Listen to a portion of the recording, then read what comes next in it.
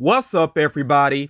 It has been a good while since I've done a countdown like this on my channel, and I know it may surprise some people that I'm actually focusing on Five Nights at Freddy's, but even though I don't play the games really myself, I've always appreciated the designs of the characters. I think they are pretty cool, and from time to time, I actually do watch, a YouTuber play one of the games, and I got to thinking about these mainly because Funko just did this reveal of these Dreadbear plushes and action figures. And I did notice, and somebody actually pointed this out in the comments, and I started thinking about it, that it has been a while since Funko's actually revealed some actual pops for this series.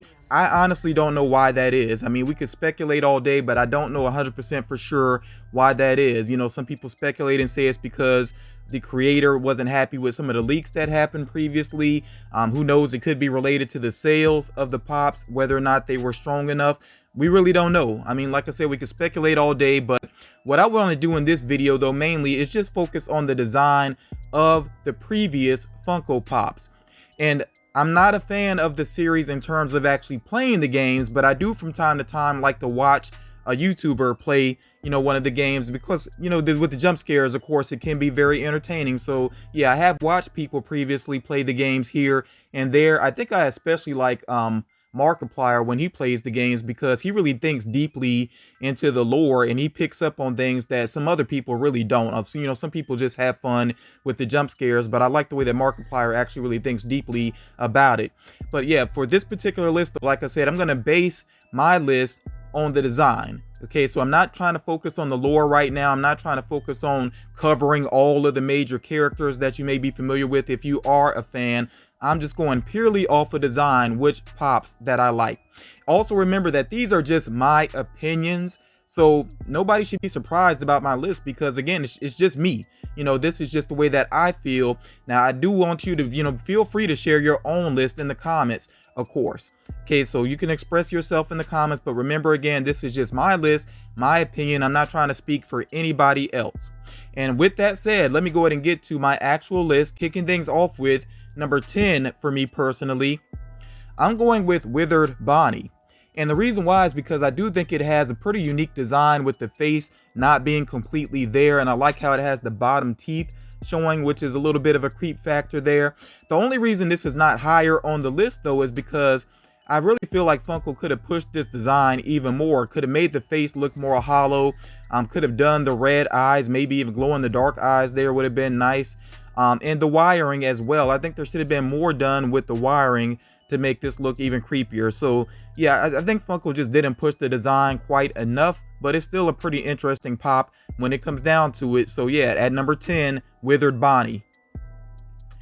At number 9, and by the way, you're going to see that I'm a sucker for certain types of designs here. These type of teeth on the figures, I really like how vicious they look, and this Nightmare Freddy just looks so torn up and dangerous basically. So I really do like the look of it, and I'm going to tell you up front, there's a couple of Freddy figures on my list, and this is just one that stands out to me. I don't think it's necessarily amazing, that's why it's not higher up on the list, but again, I just like the vicious look of this particular Freddy figure here. At number 8, Jacko Chica, which was a GameStop exclusive. And again, it has that really vicious look to it. I like those teeth. Again, I also like that this one also has the actual jack-o'-lantern with it. I don't know if you could still get this one, if you could track it down or not. I guess you would have to go second market. I doubt you'd find it just sitting in GameStop. But I know I've seen it in GameStop myself before, and I got a close-up look of it.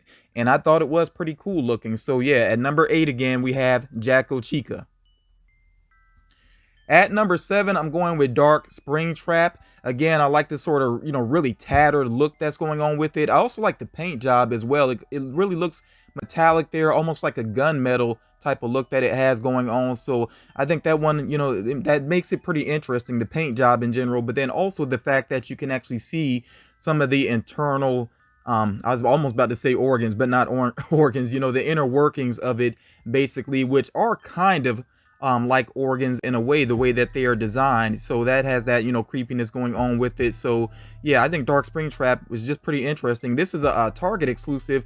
I don't recall ever actually seeing this one in store myself, but again, just from the images that are available, I think this is a pretty interesting figure.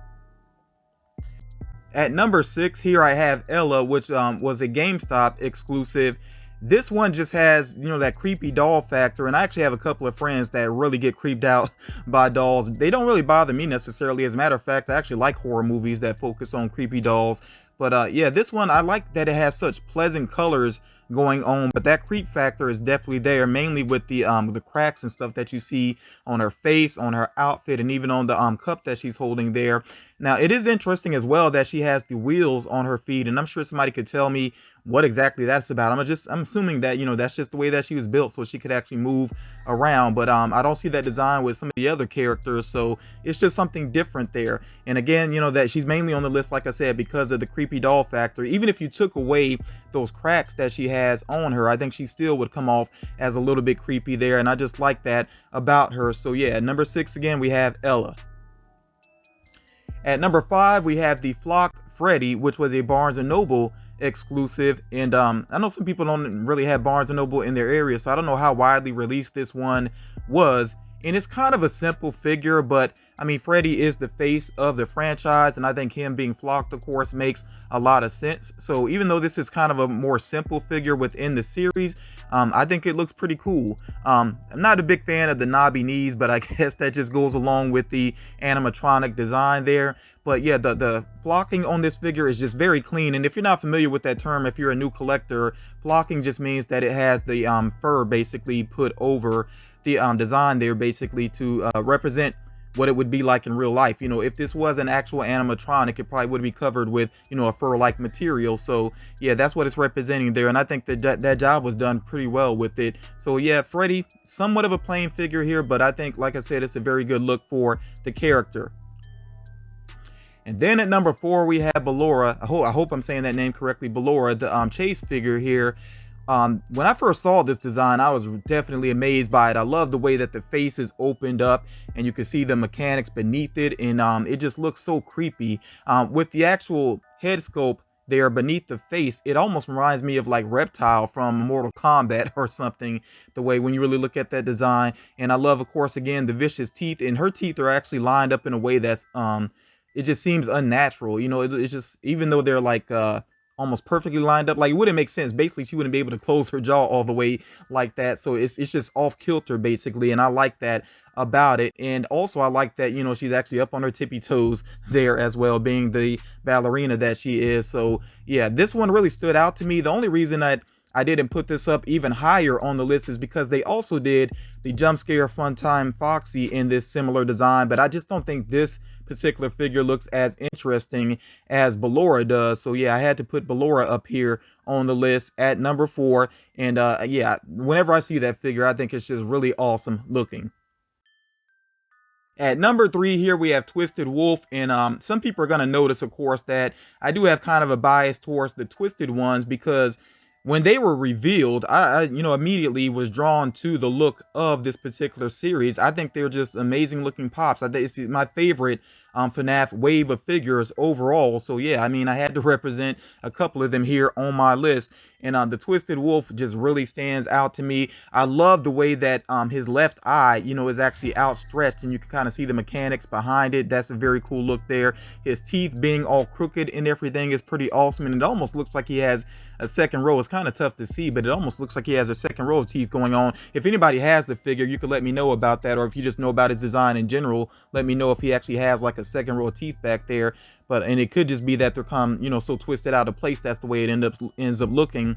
And then of course, I also like with the body how the left side is really damaged up and everything, and then in the middle of his body, it almost looks like he's glitching out or something. And again, somebody that knows more about the lore and everything can let me know what exactly is going on there, but that's what it looks like. It almost looks like he's glitching out, and I just really like that detail. I don't think I've seen that detail with other figures. So yeah, there's just a lot of very, very cool details going on with Twisted Wolf, and yeah, I just like it when it comes down to it. It definitely reminds me of like a lichen or a werewolf in a way. It's just a cool figure all around. And I like the the light gray with the light blue eyes as well. That color scheme just looks pretty cool to me as well. So that's why he landed at number 3.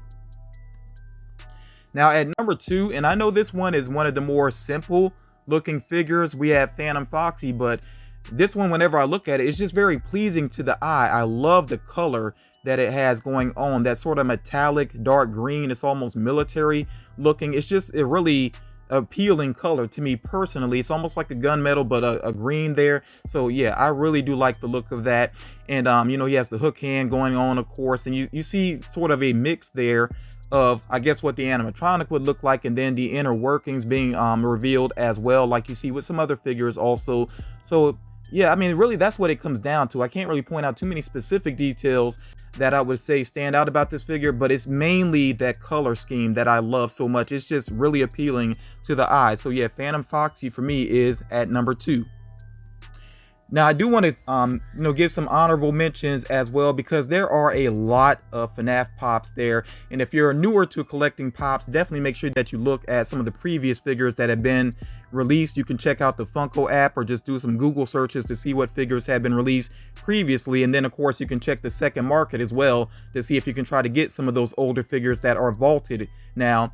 But as far as my honorable mentions are concerned, I definitely want to give props to a little bit, which was, I believe, a New York Comic-Con exclusive, but it was shared with Toys R Us, and I actually got to see this in store before Toys R Us shut down here in the States. And yeah, I just like the design of it. It's something different. You know, you have a face there coming out of the TV. Definitely something that stands out, and I think that is pretty interesting there. Also Stanley, which was a Hot Topic exclusive. Again, something that's cutesy, and yet it definitely has that creep factor going on, especially with so much of the cracking around the eyes. I really like those details there. Now, with this arcade series, I don't know if they were actually considered Pops or not, or kind of their own thing, but I thought the arcade figures look kind of interesting. I definitely like the packaging of them. I thought they were well done, and the main one that stood out to me was Nightmare Freddy. But yeah, like I said, the arcade series I thought was pretty cool. I don't know how much attention they really got in terms of sales. I actually don't recall seeing them actually in store. But yeah, I thought it was a cool series. You also see here Twisted Chica. Again, like I said, I'm a big fan of the Twisted ones designs, and I love especially how Twisted Chica has those different faces sort of like coming out of her. That's pretty creepy there. And then I definitely like Jacobani, which was a Barnes & Noble exclusive, mainly for the coloring. The only reason that Jacobani is not on my official like top 10 is just because the design is maybe too similar to some of the other figures in the series. So yeah, these are my honorable mentions, and there's a lot of figures here that I did not address. You know, there's a lot of FNAF Pops out there, but yeah, these are the ones that stood out to me just as honorable mentions that I want to point out real quick. In at number 1, I'm actually giving it to Golden Freddy. And the reason why, and I know some people might be surprised by this, because again, it's sort of a simple looking pop, and it's another Freddy figure at that. But I just like the gold coloring here. I think it really works more so than some other gold pops. I think some of the other gold Funko Pops, they just look like they were spray painted. They don't really look interesting, but the gold really works here well with Freddy and really makes it stand out. And I still like the way that the eyes are done also here, the dark, you know, the darkness around the eyes, and then him having that almost gray pupil going on is definitely sort of creepy there. I really like the look of that. And this is one of the only FNAF Pops that if I ever saw it at a good price, I think I actually would add it to my collection, because again, I really don't collect FNAF. I just appreciate some of the designs though. And like I said, this one, I actually would consider picking it up. As a matter of fact, when this released as a con exclusive, I almost went for it, but I'm pretty sure I had a lot of other figures that I went for with that convention. But yeah, this is a pretty awesome pop to me. Again, I know it's definitely not a lot of people's number 1, but it definitely stands out to me though. So you all, that is my list of my favorite FNAF Pops, and I want to hear from you all. Like I said, share your list in the comments. It doesn't have to be a top 10 necessarily. If you just want to share like your top 5 or your top 3, let me know what you like the most, and also let me know what else you would like to see from Funko. And you know, like I pointed out earlier in the video, it's been a while since they've done some actual pops of the figure. So let me know your thoughts about that, why you think that is, and also what pops would you like to see based on this franchise. And you know, I've said previously that I haven't played the games, but who knows, I may get around to it. From time to time, I do go back and I kind of check out things that I haven't checked out previously. So maybe there will be a FNAF game that actually draws my attention, and I think there's one on the way, Security Breach, if I'm not mistaken. And somebody can give me some details about that in the comments, of course. But I really do appreciate you all taking the time to check out this video, to check out my top 10. I look forward to reading your comments, and I'll talk to you all again real soon.